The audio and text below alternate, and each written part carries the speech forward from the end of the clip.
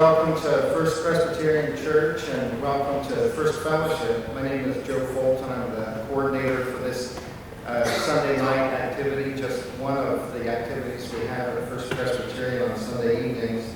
Tonight we have a very special guest, Herb Stern. We're going to introduce him in just a minute. I have one announcement to make, or actually two, about our events this evening. We have a meal after our presentation this evening that you are all welcome to attend. Also, next week on February 24th at 5 o'clock, you're all cordially invited to hear Baylor Religion Professor Dr. Blake Burleson talk about a contemplative approach to understanding world religions. So, with that announcement, I will call on church member Dr. Charlie Stern to introduce our very special guest for the evening. Well, I appreciate you all coming tonight. I think you're in for a real treat to hear my dad talk. In 2005, I kind of prompted my older brother and sister to take my father as a Father's Day gift to Washington, D.C. And that was shortly after they had opened the World War II Memorial. One of the most memorable experiences I think we had was when we went on Tuesday to the Holocaust Museum. And if any of y'all have been to the Holocaust Museum, it starts chronologically, the dates kind of in the early 30s and goes all the way through the war. But we had the wonderful experience of my dad telling his story in parallel and looking at all the exhibits as we went through. And by the end, I can tell you, we were in tears.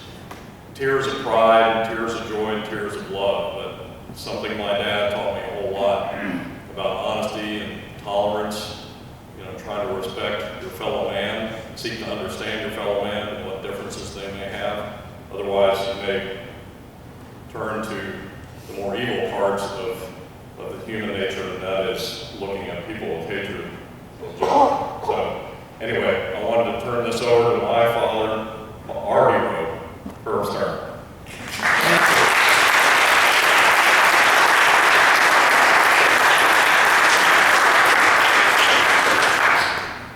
I'm afraid that your pastor, Leslie, will become a little jealous. She's doing her own thing in another group here.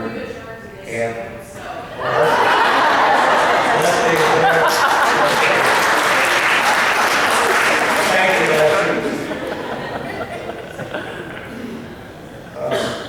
in the spring of 2009, I was asked to speak to a veterans group of about 80 attendees at the YMCA in Houston.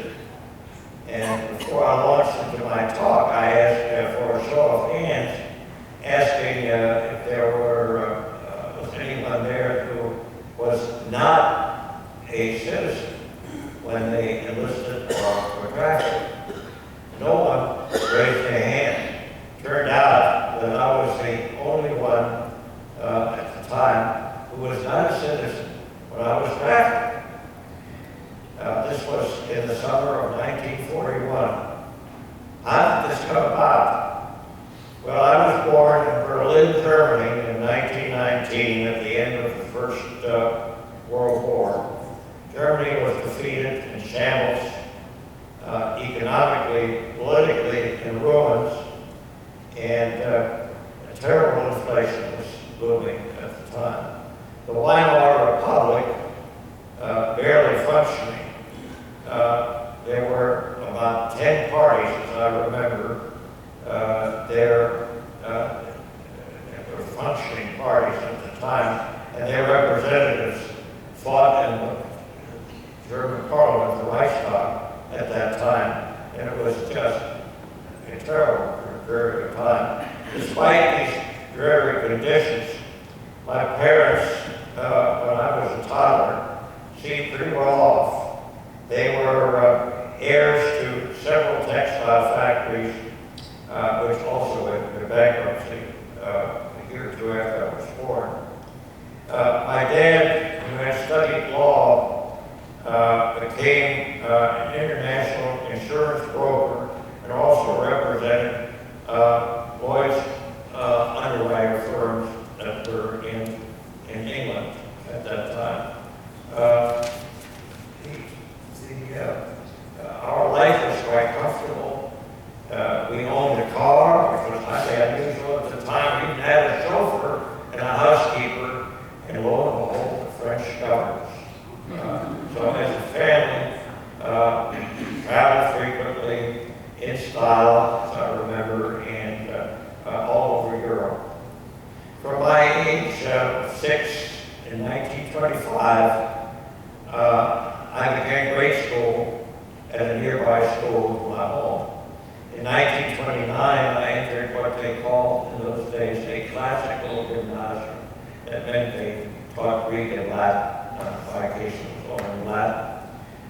Instead of 12 grades, we had 14 grades. And a very ambitious curriculum. Aside from penmanship, which was a big deal in those days, we had classes in algebra, geometry, beginning calculus, physics, chemistry, geography, art, French, and Latin. 3 years of Latin.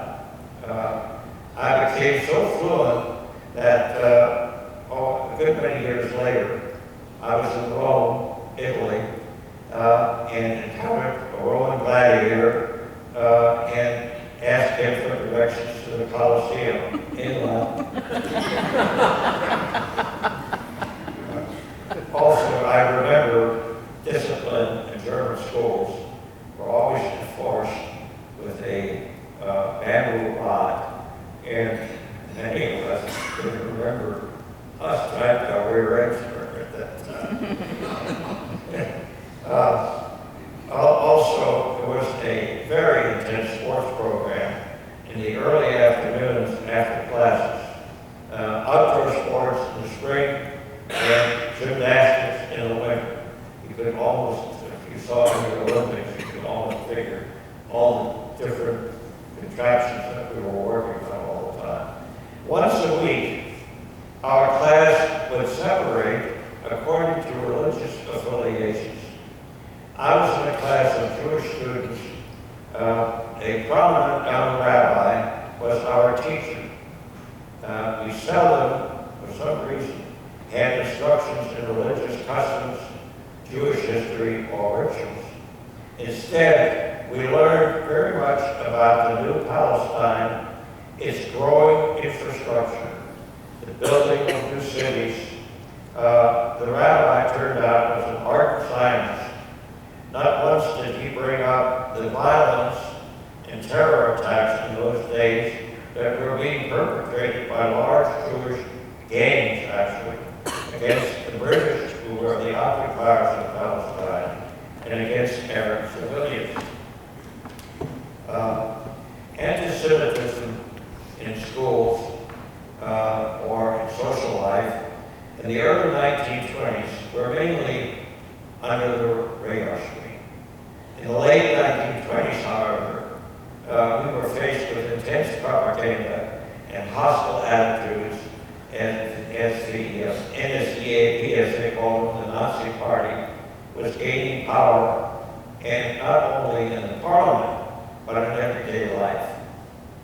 Hitler, Goering, and Goebbels were most visible in daily life. Newspapers and radio were full of hateful speeches and articles, also cartoons that depicted Jews as either bankers or powerful people on the political stage. They were really setting these many articles and the radio programs were setting the stage for decrees and laws affecting Jewish families. Swastika flags were everywhere. And on weekends, we all witnessed 80 to 100,000 uniformed posses marching through the inner city in formation. And believe me, it was a scary sight. They either wore brown uniforms or black uniforms, or what they called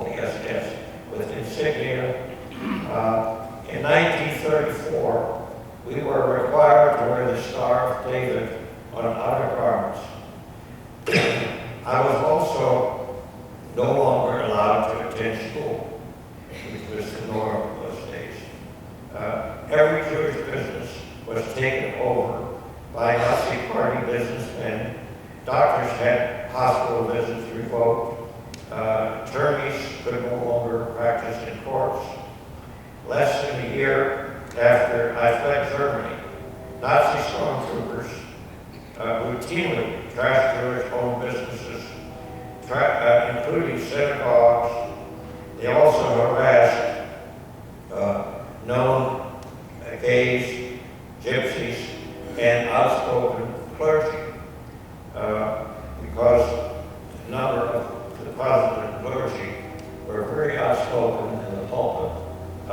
And when I was in Germany, in Berlin, in 1993, invited by the Berlin government, they took us, among other things, to a barn, large barn outside of the city, which turned out to be a torture jail. And a number of people were, it was indicated that they were tortured there. In 1933, we became aware of a new wrinkle that they started. Numerous people, we learned, had a knock on the door in the early evening, and plainclothesmen came in to take the head of the household away. Some disappeared altogether. Others returned after a day or two and shattered nerves. Others returned as far back as 1932. A number of our friends and acquaintances packed up and left the country for Israel, for South America, for Australia, for France, whatever. And most of those were caught later on by the Nazis as they rounded up people and killed in concentration camps. Beginning in 1933, the wheels came off as far as our family was concerned. My mother died suddenly at age